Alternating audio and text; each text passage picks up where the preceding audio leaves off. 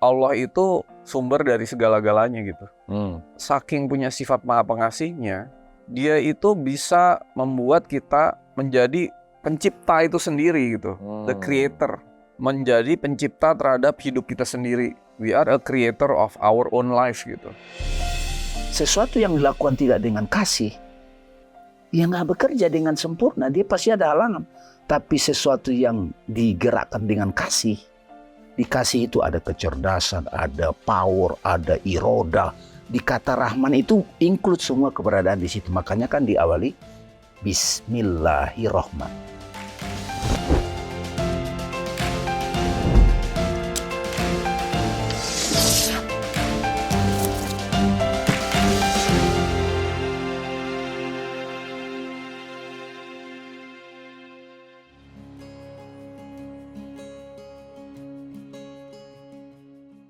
Assalamualaikum, selamat datang di Tiga Fakir. Nggak tahu apa-apa, nggak bisa apa-apa, dan bukan siapa-siapa. Masih bersama saya Abu, Sony, Damai. dan kita lagi ada di Yogyakarta. Kita lagi main ke Kaliurang, kita lagi refreshing gitu. Tapi refreshing juga ngobrol ya. Terus kapan refreshnya nih? Kita ngobrol terus. Tapi anyway, dengan suasana yang berbeda, ya senantiasa juga ini menjadi sesuatu yang lebih fresh, dengan setting yang berbeda, dan kita nikmati semua apapun yang nanti dititipkan, dialirkan. Oke, kita akan memulai dengan satu statement yang sering dalam tradisi Islam itu Bismillahirrahmanirrahim. Jadi Quran itu kalau diperas gitu ya, dijadikan sebagai ibu induknya tuh kan Al-Fatihah gitu. Al-Fatihah kalau diperas lagi jadi basmalah gitu. Nah, basmalah ini kan menjadi satu kunci lah dalam perspektif Quran. Nah, di Bismillah ini ada kata-kata Rahman dan Rahim. Nah, kita akan menggali satu-satu nih. Rahman itu apa sih? Rahim itu apa sih? Dan kita akan menikmati aliran tentang pengasih dan penyayang. Gimana, Mas Sony? Makasih Kang Abu, Bang Dame, teman-teman semua ya. Jadi ini kita bahas tentang serial doa gitu. Kita buka dulu dengan Bismillahirrahmanirrahim, tapi mungkin dari Bismillahirrahmanirrahim kita bahas satu-satu ya. Jadi kalau kita kata-katanya kan bi itu di dalam.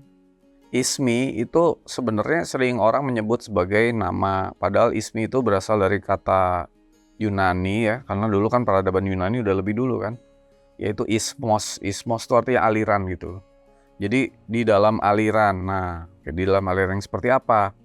Yang maha pengasih. Nah, sebenarnya apa sih maha pengasih itu? Gini, maha pengasih itu analoginya seperti seorang anak yang punya bapak ibu yang sangat kaya, berkelimpahan, kayaknya tuh entok lah gitu, nggak udah kaya banget lah Tajir gitu melintir. ya. Tajir melintir gitu ya, crazy rich gitu.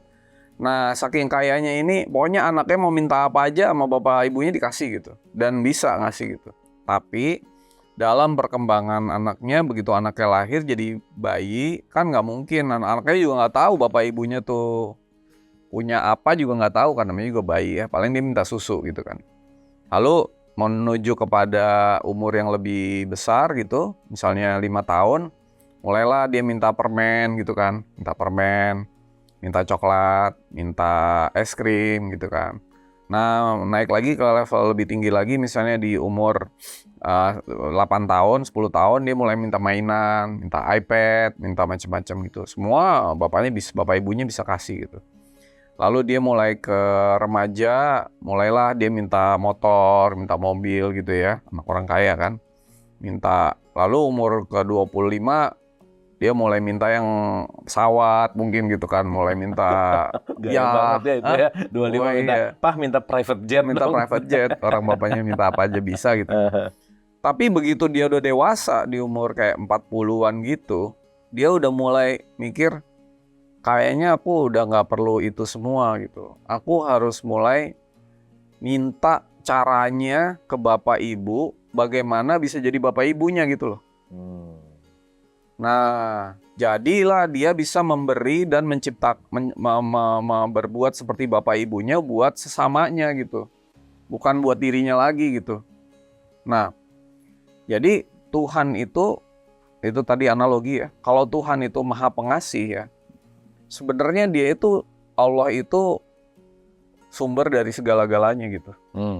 Yang nggak ada kekurangannya, berkelimpahan gitu. Dan dia itu saking punya sifat maha pengasihnya, dia itu bisa membuat kita menjadi pencipta itu sendiri gitu, the creator. Jadi bisa seperti dia gitu. Jadi kita diberikan possibility, diberikan potensi untuk menjadi pencipta dari dia yang atau Tuhan yang merupakan divine atau ketuhanan yang artinya adalah source of creation atau sumber penciptaan gitu. Jadi Tuhan itu sumber penciptaan. Kalau kita udah cukup dewasa, makanya tadi tahapan-tahapan dari perjalanan spiritualnya itu, kita tuh udah bukan minta permen lagi gitu Kang Bu. Kita bukan minta coklat lagi gitu. Kita nggak minta lagi private jet gitu. Tapi yang kita minta gimana caranya Tuhan bisa mencipta gitu. Sehingga kita bisa menciptakan hidup kita, hidup sesama, segala macam itu sebagaimana Tuhan menciptakan gitu. Nah, pada dasarnya kalau udah kayak gitu, kita itu creating our own destiny gitu. Kita tuh menciptakan nasib kita sendiri. Kita itu menjadi pencipta terhadap hidup kita sendiri. We are a creator of our own life gitu. Nah, we are a creator of our surrounding. Jadi sekitar kita.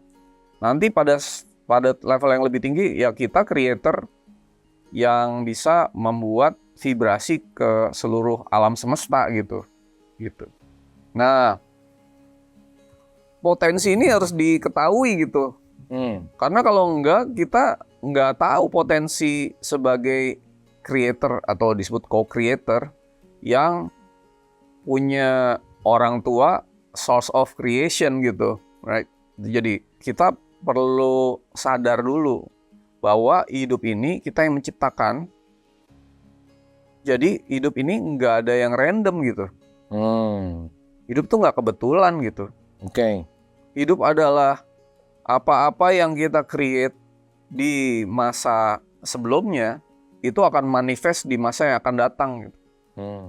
Memang karena prosesnya itu memakan waktu untuk bisa terjadi namanya materialisasi dari langit, kondisi langit kita yang ada di universe kita itu menjadi hidup kita itu perlu waktu, maka kadang-kadang perlu kesabaran gitu. Dan kadang-kadang nggak terjadi di satu kali hidup gitu. Kalau orang menganggap hidup itu cuma sekali, maka dia ngiranggap hidup tuh random gitu. Hidup itu kayak kebetulan, flux, kayak kebetulan, random aja gitu. Kok tahu-tahu jadi anaknya orang begini, nasibnya begini dan sebagainya. Padahal enggak, karena itu satu episode yang berkesinambungan gitu. Yang kita create di masa sebelumnya gitu. Itu yang poinnya di situ. Nah, kalau memang hidup itu adalah creation dari yang sebelumnya, maka kita harus tahu sekarang bahwa kita harus membagi hidup kita menjadi dua. Pertama adalah to become a creator of our own future, ya kan? Yang kedua adalah karena our future ke depan adalah pola yang terjadi akibat masa lalu kita, maka kita harus recreate lagi masa lalu kita gitu, menciptakan ulang masa lalu kita itu. Jadi ada a creation sama recreation gitu, rekreasi gitu. Kalau bahasa, yuk rekreasi kemana gitu. Nah jadi ini karena ke depan itu adalah pola yang kita bangun dari apa-apa yang kita lakukan setiap saat gitu. Jadi setiap saat yang kita alami dalam hidup ini adalah mencipta apa yang akan kita alami berikutnya, karena itu kan jadi pola gitu. Nah, Tuhan Maha Pengasih itu artinya Tuhan memberikan potensi yang sedemikian rupa sehingga kamu bisa menjadi creator of your own life, tetapi ya ini ada namanya paradoks kan. If you wanna be, kalau kamu menjadi creator of your own life karena Tuhan Maha Pengasih memberi potensi yang tidak terbatas kepada kita, maka kamu mau create hidup kamu ke depan tuh dengan apa gitu? dengan pikiran kita, dengan emosi kita, dengan keterbatasan kita, dengan konsep, dogma, doktrin, konsep, belief, opinion, knowledge, religion, whatever itu, atau kamu mau berketuhanan, artinya Tuhan itu divine itu source of creation. Dan Tuhan itu pencipta sebaik-baiknya gitu. Sehingga ketika kita itu mau create hidup kita tuh harus menggunakan atau bersama Tuhan menciptakan hidup kita, maka kita jadi co-creator gitu kan disebutnya, co-creator. Jadi Tuhan bersama kita meng-create hidup kita itu, karena Tuhan adalah pencipta sebaik-baiknya, maka sebaik-baik hidup, sebaik-baik masa depan, sebaik-baik hal adalah hal yang kita ciptakan bersama Tuhan gitu. Sebagai contoh gini, ketika dibilang amal soleh gitu ya, amal soleh itu bukan amal yang baik loh. Baik buruk is in our mind gitu. Tergantung point of view-nya, tergantung titik pandangnya. Apa yang baik menurut saya belum tentu baik menurut Kang Abu gitu. Tetapi kalau kita udah sadar bahwa kita adalah co-creator, maka amal yang terbaik adalah amal yang soleh, yaitu amal yang apa? Amal yang diciptakan dengan atau bersama dengan divine gitu. Makanya saya suka bilang doing good with God gitu. Jadi itu menjadi amal yang sempurna gitu. Amal sempurna itu bukan tergantung persepsi kita. Misalnya gini, ada orang yang bodoh dan harus kita marahin gitu. Marahin orang yang bodoh dengan tujuan mendidik itu amal soleh gitu. Ya, meskipun ada marah. Iya. Oke. Karena kalau orang begitu kita diemin dengan persepsi kita harus jadi orang baik, itu nggak soleh gitu. Gitu. Makanya Maha Pengasih itu luas banget gitu. Kita bagaimana menciptakan hidup kita dengan kecerdasan, kesadaran yang terjadi atau yang ada pada Tuhan. Sebenarnya Tuhan itu apa sih gitu? Tuhan itu kalau dibilang Tuhan, Allah segala macam tuh pasti pikirin sosok kan? Betul. Sosok, bisa nama, bisa benda, bisa tempat. Tuhan adanya di Arab, di Mekah misalnya, itu jadi tempat kan.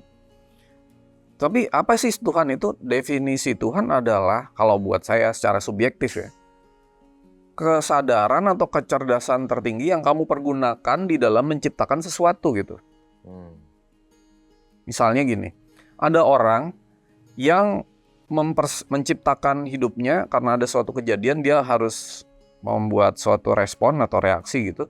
Dia menciptakannya dengan kesadaran yang rendah gitu.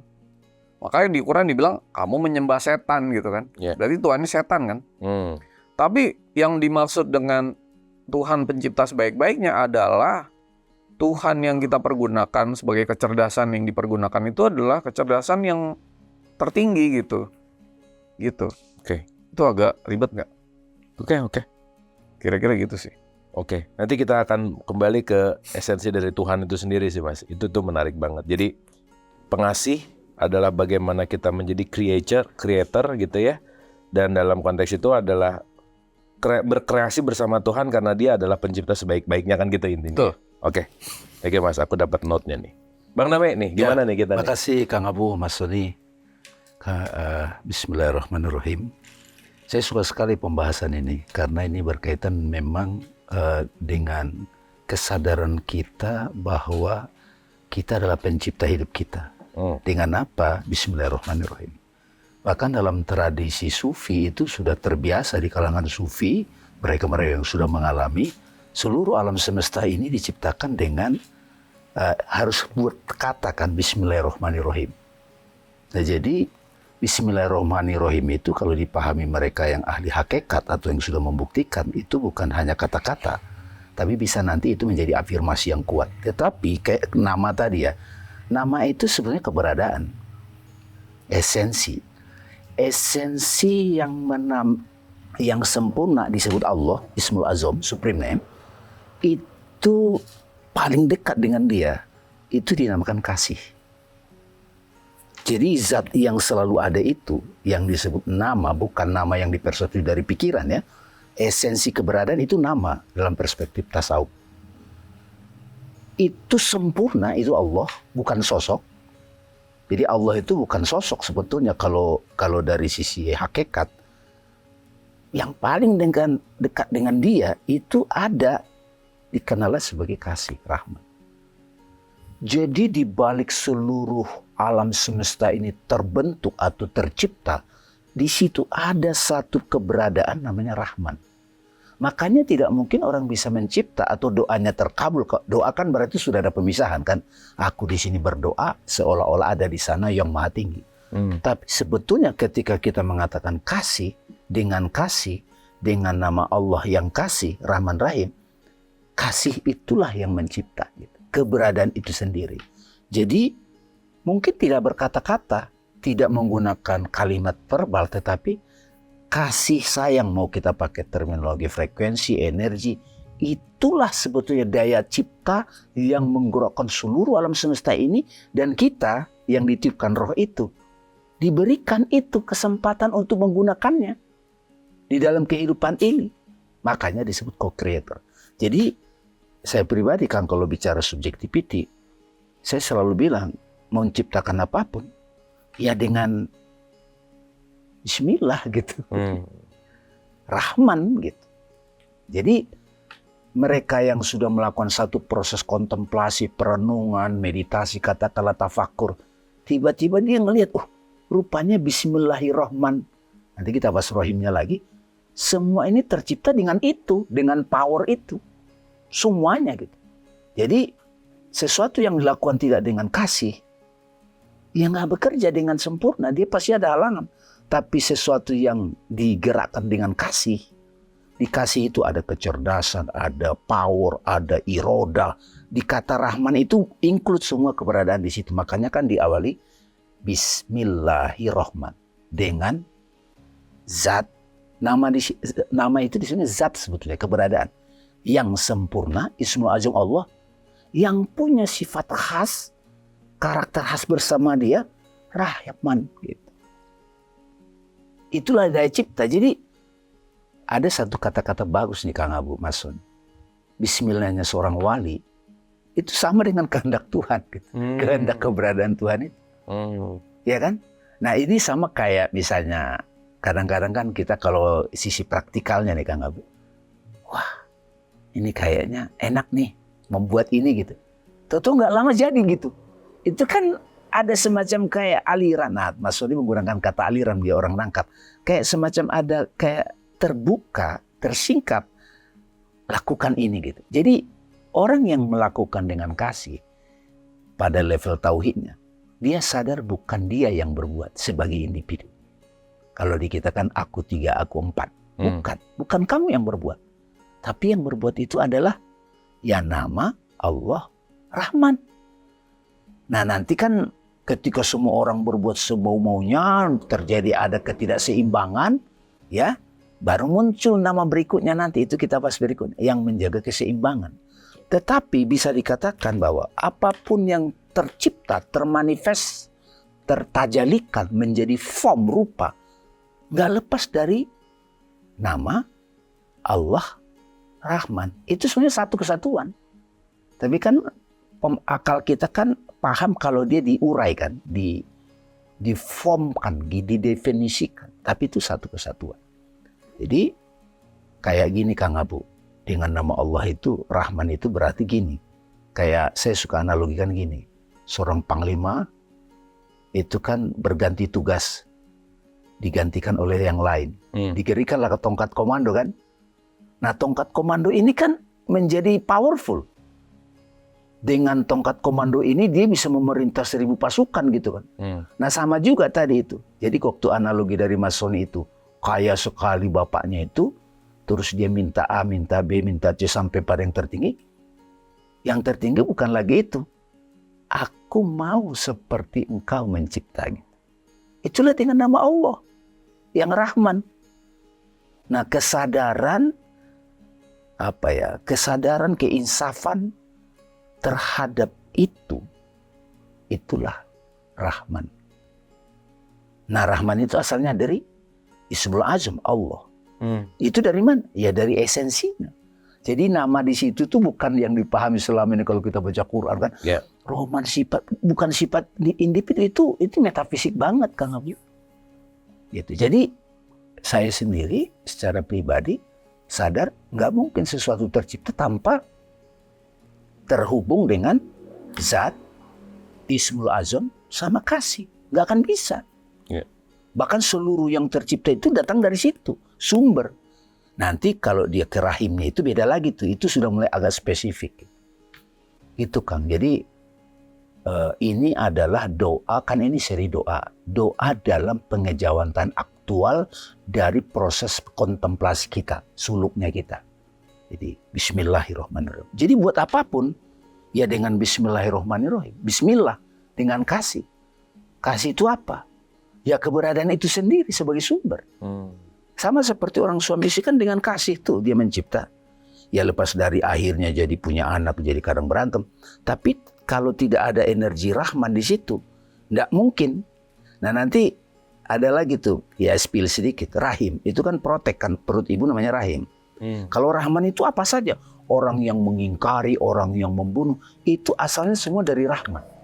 Rahmaniyah namanya. Rahmaniyah itu ada di seluruh ciptaan, tidak ada yang lepas dari situ. Jadi kasih itu tidak mungkin terpisah dari ciptaan. Gitu kan? Oke, menarik. Jadi kayak menyebut nama Tuhan tuh bukan masalah Allah disebut-sebut Bukan. gitu ya? Jadi mungkin dia diam aja, tapi dia terhubung dengan esensi, itulah nama. Sama seperti Lao Tzu kan, nama yang masih bisa didefinisikan bukan nama yang sebenarnya, Betul. tapi kita menggunakan kata nama. Jadi nama itu zat. Di dalam term yang Bismillah itu, kenapa urutannya begitu? Bi, Asma, Allah, Rahim. Ini sebetulnya proses penciptaan. Jadi dari yang tunggal, Asma, Allah, Rahman, Rahim, dan seluruhnya. Nah, cuman kan orang nggak nyampe ke ujungnya ini, asal usul. Jadi asal usul segala sesuatu itu nama milik ke Lao Tzu. Lao Tzu juga menggunakan nama kan. Nama tahu ya, disebut tahu. Nama yang masih bisa diucapkan, didefinisikan, bukan yang asli. Tetapi itu persepsi. Jadi nama yang ada di kalimat itu terus digandengkan dengan Allah, Ismul Azam. Lalu Ismul Azam itu selalu bersama Rahman. Jadi penciptaan tidak mungkin terjadi tanpa Rahman, kasih. Jadi kalau di bahasa Indonesia kan rada susah. Begitu Rahman ini di bahasa Indonesia kan jadi kasih atau ada mercy kan, itu susah. Jadi mereka yang ngerti teks Arab itu konsisten. Dari nama Allah, Rahman, Rahman-Rahmannya, nanti muncul rahimnya itu Rahman rahimnya. Semua asalnya dari Rahmannya. Di batu itu ada Rahmannya, di pohon itu ada Rahmannya, di udara ini ada Rahmannya, di api itu ada Rahmannya, di matahari itu ada Rahmannya. Bahkan orang yang menentang itu, membunuh itu ada Rahmannya di situ. Karena dia mencipta. Jadi nama itu adalah keberadaan. Wujud yang berada di balik semua yang tampil ini. Gitu. Oke. Itu yang waktu pada waktu belajar seperti ini juga terus mengkontemplasi. Pantasan ya kalimat ya kan ada sekian ribu ayat Al-Quran diperas jadi Fatihah, Fatihah diperas jadi Bismillahirrahmanirrahim, diperas lagi, diperas kayak gitu. Jadi doa itu akan terjawab kalau dengan kasih. Kalau Allah kan kayak bukan Allah sosok ya. Kalau sosok itu ilah. Kita semua bisa mensosokkan, itu kan personal God. Tapi Allah itu sebenarnya nirguna kalau dalam Hindu. Brahma nirguna yang tak bisa didefinisikan. Tetap kadang-kadang suka disebut transenden. Kadang suka disebut ya dia, bukan dia kata ganti he or she ya, tapi huwa gitu. Huwallahu kan gitu kan, huwallahu ahad. Dia yang tunggal gitu. Nah, gimana caranya dalam praktek berdoa dia bisa ngeh pada ketika saya ada, eksis, berarti ada zat itu. Ketika saya eksis, berarti ada yang sempurna itu. Ketika saya eksis, berarti ada Rahman itu. Cuman kan amnesia rame-rame. Kita sudah tertipu misidentification tentang apa aku gitu. Bukan siapa aku. Kalau siapa aku kan pikiran mendefinisikan kan, mensosokkan. Siapa Tuhan itu jadi sosok. Tapi apa keberadaan yang berada di balik semesta ini? Ketuhanan itu. Jadi Allah itu bisa dikatakan ya ketuhanan itu dalam arti sempurna, bukan sosok. Kalau sosok kan kita tolak tuh la ilaha kan. La ilaha kita tolak. Aku bukan ini. Ini sosok soalnya. Masih datang dan pergi. Tapi kalau keberadaan itu dan keberadaan itu sempurna, Satchit Ananda kalau tradisi Vedanta punya sifat khas atau kualitas khas, nggak terpisah dari zat. Itu namanya kasih. Jadi kadang-kadang kalau mau mengenal, ada satu kata-kata dari siapa? Joy Toslo ya, dari ilmuwan Rusia, filosof. Di mana ada cinta, di situ ada Tuhan katanya. Kasih maksud. Ketika kita feel gitu, pada ada kasih, hembusan angin, cahaya matahari, udara, terus kita bernapas, itu semua Rahman, kasih. Orang-orang yang katakanlah ngaku tidak beriman, ateis, menentang, pembunuh, kejam dalam persepsi sudut pandang manusia secara society, di situ ada kasih. Nah cuman kan sudah ada layar-layar yang menutupi gitu. Jadi kenapa doa tidak tercapai, tidak terwujud? Karena kita tidak terhubung dengan kasih. Kasih itu apa? Asalnya dari mana? Source, Allah.